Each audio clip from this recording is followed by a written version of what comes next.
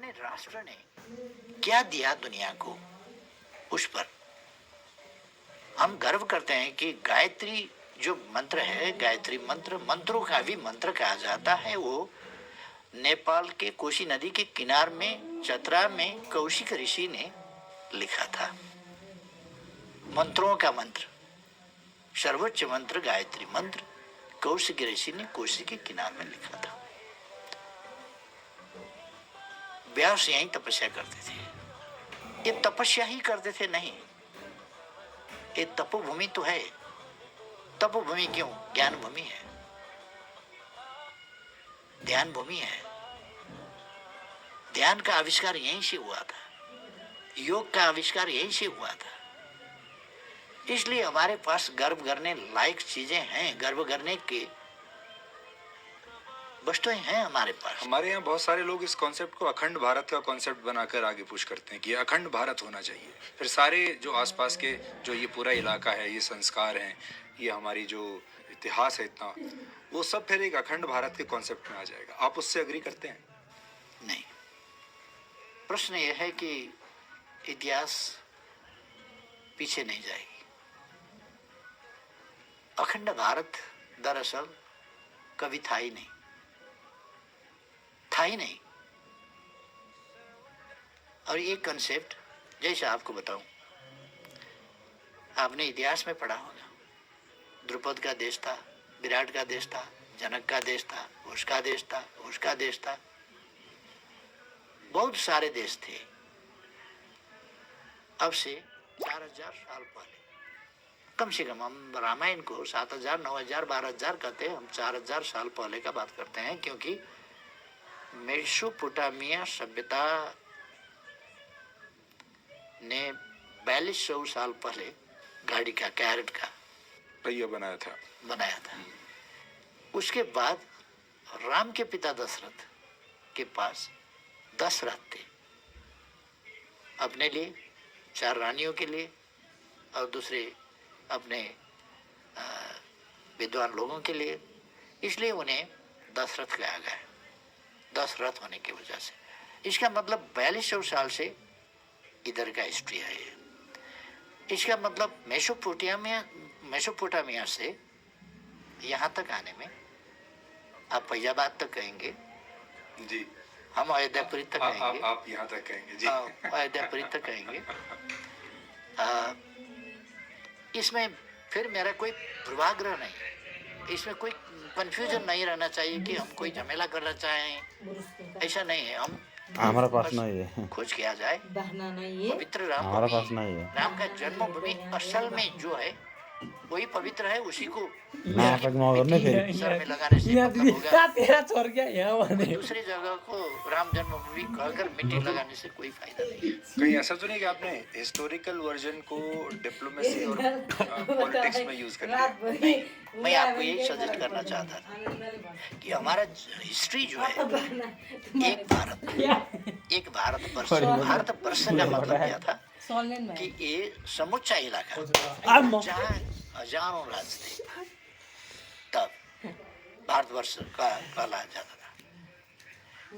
एक ही राज्य था भारतवर्ष, ऐसा नहीं है। भारतवर्ष कई राज्य थे, और ये तो यूनिफाइड भारत। दरअसल मैं सजेस्ट करना चाहूँगा, सुझाव देना चाहूँगा कि यूनिफाइड भारत बना कब, सचमुच में हिस्ट्री को जानना चाहिए। कल्चरली एक बनना दूसरी बात है, मगर देश कई थे। त्रेता युग में भी कई देश थे, द्वापर युग में कई देश थे। विराट राजा का विराट दरबार, हस्तिनापुर, द्वारका, गोपालों का राज था, वहाँ यदुवंश का राज था। हस्तिनापुर में दूसरा का था, दूसरी जगह दूसरा का था, दूसरी जगह दूसरा का था, ऐसे बहुत राज्य थे। राज्य बनते थे, टूटते थे, जीता जाता था, हारा जाता था। वो समय ऐसा ही था, माइट इज राइट का जमाना था। जिसने जीता जीत लिया, कोई संयुक्त राष्ट्र संघ तो नहीं था, पीस कीपिंग फोर्स भी कोई नहीं भेजता था तब। जिसने समेटा और खदेड़ दिया। हाँ, इसलिए कभी था ही नहीं। नबोले म रेकर्ड गरिरहेको छु कि स्क्रिन भारतवर्ष एक हिमवत खंड का अफगानिस्तान से लेकर म्यांमार तक का उत्तराखंड के हिमवत खंड, ये हिमवत खंड के अंदर भारतवर्ष था। साउथ मलाई भने म थाहा पाइहाल्थेँ मैले देखाएको चिज नि साउथ एशिया को सम्झेर बाथरुम नुहाइरहेको भारतवर्ष लुगा धोइरहेको बेला कहा देखेँ जाता था। इसको अनि त्यो नामकरण के अरे मोबाइल इसलिए बाथरुम रीजन खुला राख्ने हो त बाहिर मगर राख्ने मोबाइल कई रास्ते अभी जैसा 7-8 देश नहीं, तब हजारों देश थे।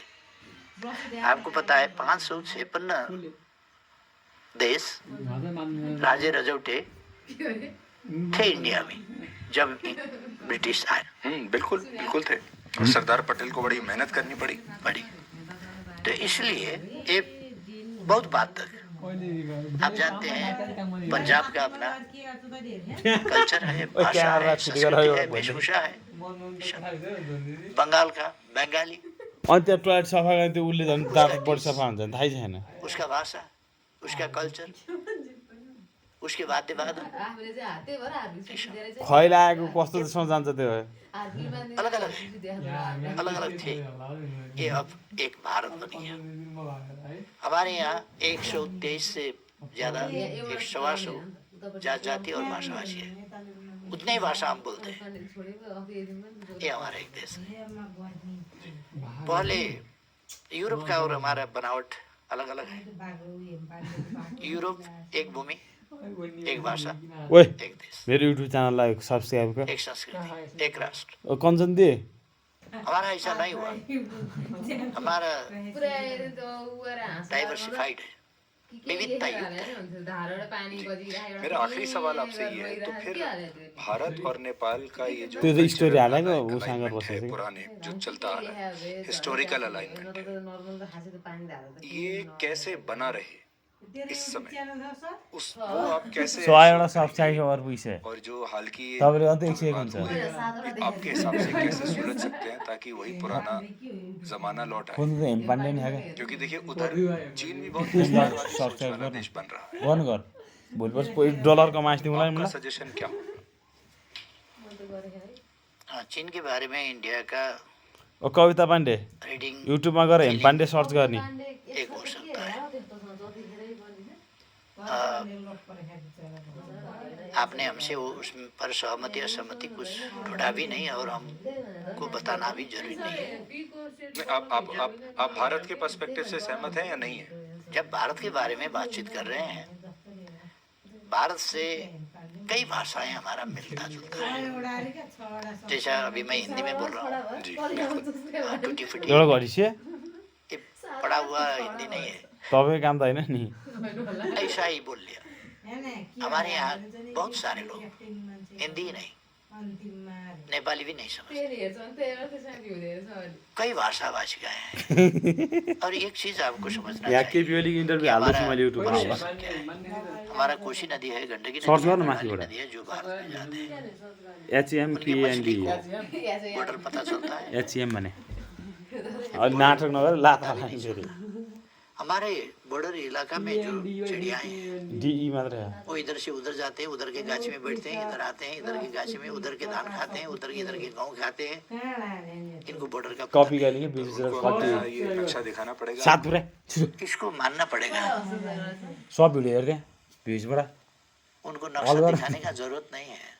नक्शा हम आपको हेरना होगा, देखना होगा कि असलियत क्या है।